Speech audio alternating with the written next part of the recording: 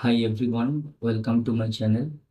Today I'll show you some experiment, that is detection of sulfate and detection of nitrate.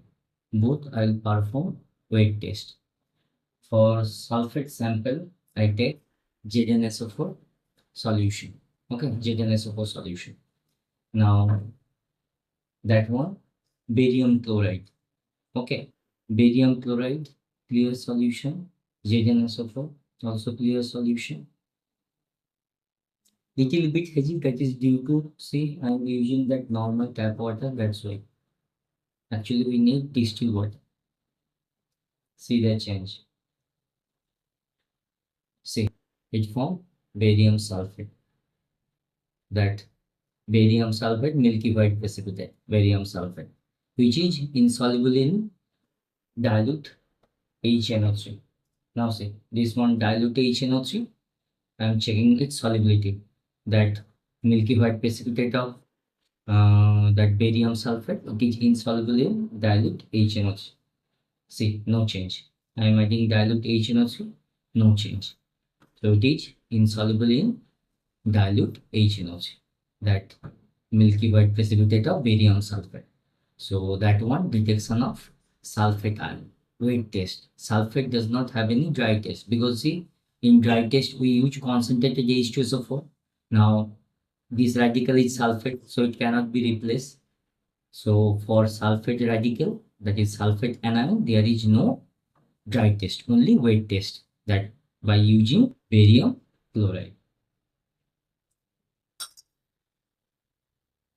Next, see, I'll show you that weight test of nitrate.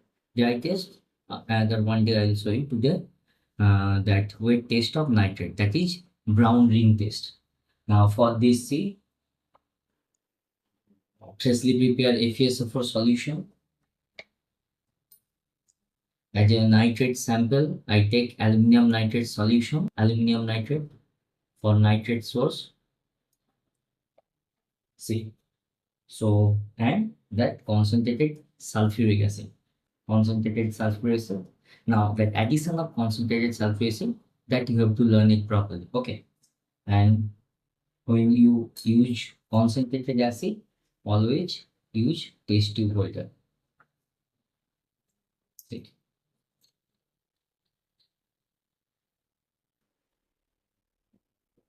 that one,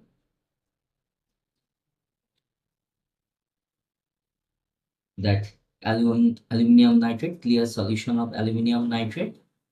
Next, I am adding that nearly equal volume of freshly prepared FeSO4 solution. Light green color, freshly prepared FeSO4 solution. Now remember very carefully that FeSO4, that solution, that must be dilute and freshly prepared. Okay, otherwise that whole mass, it will turn brown. Next, you have to add that concentrated sulfuric acid, see, in the streamline flow.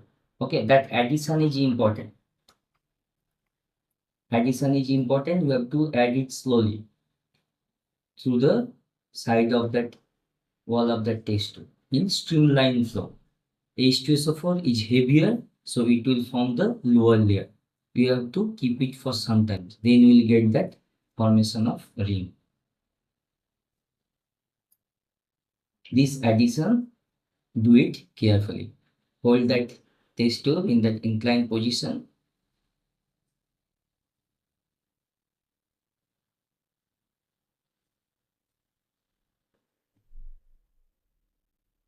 Now I am adding that concentrated H2SO4 in streamline flow from the wall. Say in that way. Try to learn that procedure. If you not add it carefully, what happens? See, the whole mass will turn brown. So that addition is important. That you have to learn. Okay, in streamline flow, you have to add.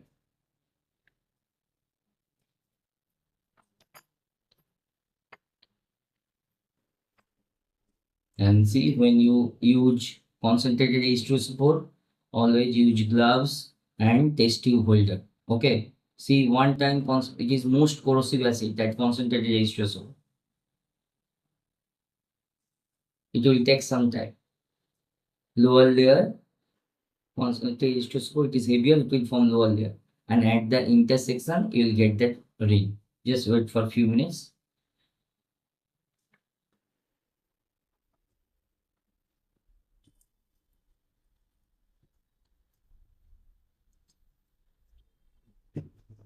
See, after 5 minutes, see that brown ring. Okay, in the intersection, you check that brown ring is there. That brown ring. Okay, lower part concentrated H2SO4, upper part that FeSO4 and that nitrate sample mixture, and in the interface you see that brown ring.